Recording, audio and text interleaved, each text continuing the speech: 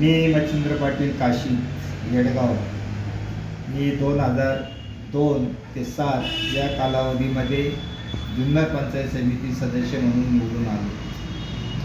आमदार अजितदादा पवार साहेब असतील, दिलीपराव वळसे पाटील साहेब असतील, वल्लभशेठ बेनके साहेब असतील यांनी मला गावच्या आणि गुलाबशेठ नेरकर यांच्या शिफारसीनुसार पंचायत समितीची उमेदवारी दिली आणि मी मोठ्या मताधिक्यानं निवडून देखील आलो. आणि आजपर्यंत या नेते मंडळींच्या समवेत आणि राष्ट्रवादी काँग्रेस पक्षाच्या समवेत निष्ठेनं आजही काम करत आहे. येडगावमधले जे काही प्रलंबित मोठे प्रश्न होते ते आमचे या नेते मंडळींच्या माध्यमातूनच मार्गी लागलेले आहे. आणि आजही देखील अजितदादा आज नाहीत, परंतु त्यांच्या माध्यमातून लाखोमध्ये नाही तर करोडो रुपयाची कामं आज ही अजितदादा आणि ह्या नेते मंडळींच्या माध्यमातून आज गावामध्ये चालू आहे. आज आमचा संपादनाचा प्रलंबित असणारा मोठा प्रश्न आज अजितदादांनी, वळसे पाटील साहेबांनी आणि बेनके साहेबांच्या माध्यमातून आणि गुलाबशेठ यांच्या प्रयत्नामधून खऱ्या अर्थानं मार्गी लागलेला आहे. आणि तो प्रश्न एवढा जिव्हाळ्याचा होता की आज 25-30 वर्ष झाली की आम्ही स्वतंत्ररित्या खातेवाटप होऊन स्वतंत्ररित्या प्रत्येक शेतकऱ्याचे व्यवहार हे अलग अलग झालेले आहेत, खाते हे अलग अलग झालेले आहेत. आणि याच्यामध्ये बाधा आणण्याचं काम आजचे जे उमेदवार आहे शिवसेनेचे माऊली शेठ खंडागळे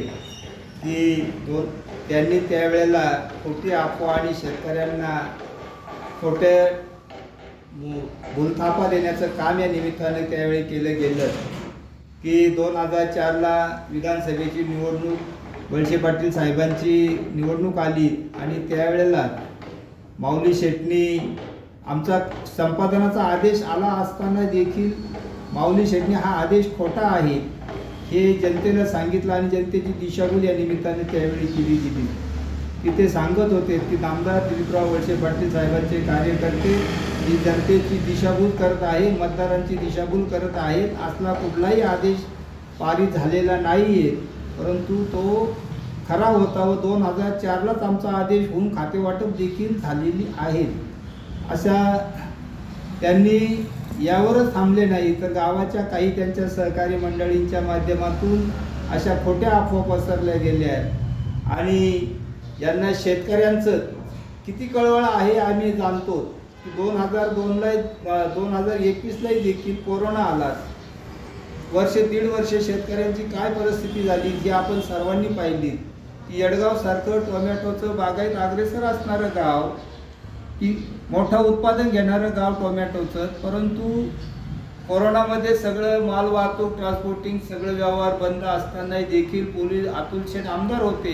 पोलीस डिपार्टमेंटला सहकार्य, शेतकऱ्याच्या मालाला थोडं सहकार्य करा असा पोलीस डिपार्टमेंटला आदेश असतानाही देखील समोरचे उमेदवार माऊली शेठ खंडागळे यांनी पोलीस डिपार्टमेंटवरती आणि आपल्या सहकार्यांसमेत पोलीस डिपार्टमेंटवरती दबाव आणला आणि सर्व ट्रान्सपोर्टिंग वाहतूक ही बंद केली. आणि आमच्या येडगावकरांचे त्यामध्ये जवळपास लाखोचं नाही तर करोडोंचं एवढं मोठं नुकसान झालं की ते न विसरणारे आहे.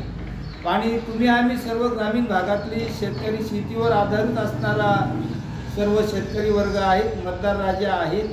मग आपण हे ठरवायचं आहे की शेतीची आस्था आणि शेतीचं प्रेम कोणाला आहे, आपण अशा माणसाच्या पाठीमागं उभं राहणार आहात का याचा विचार करण्याची वेळ ही आज आपल्यावरती आहे.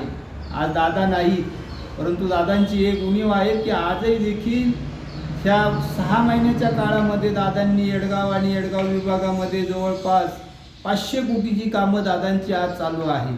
पहा मित्रांनो, अशाच पद्धतीचा विकास आपल्याला यापुढेही देखील करायचा आहे. तेव्हा दादांच्या विचाराचे जे उमेदवार आहेत ते आपल्याला भरघोस मतांनी निवडून दिले पाहिजे आणि हीच खऱ्या अर्थानं दादांना या निमित्तानं श्रद्धांजली होईल. धन्यवाद.